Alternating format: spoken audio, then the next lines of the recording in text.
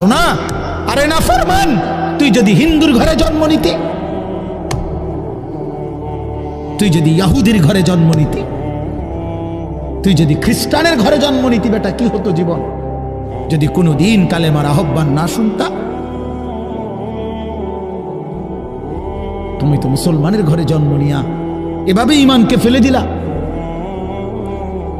মুসলমানের ঘরে জন্ম নিয়ে এভাবে নামাজকে প্রত্যাখ্যান করলা। ছি ছি ছি ছি। তোমারে দেখে তো হিন্দুও হাসবে, তোমারে দেখে তো ইহুদিও হাসবে, তোমারে দেখে তো খ্রিস্টানও হাসবে, যে দেখছো ওই নাকি শ্রেষ্ঠ জাতি, ওদের ধর্ম নাকি শ্রেষ্ঠ ধর্ম, ওদের ধর্ম কোরআন নাকি শ্রেষ্ঠ কিতাব, ওদের শ্রেষ্ঠ ধর্ম ওদেরই পছন্দ হয় না, ওদের শ্রেষ্ঠ কিতাব ওরাই পড়তে পারে না। তো এটা কিসের শ্রেষ্ঠ? কথা বলেন না। তাহলে আমি তো আমার ধর্মের অপমান। কথা বলেন না। আমি আমার ধর্মের অপমান না, আমি আমার কোরআনের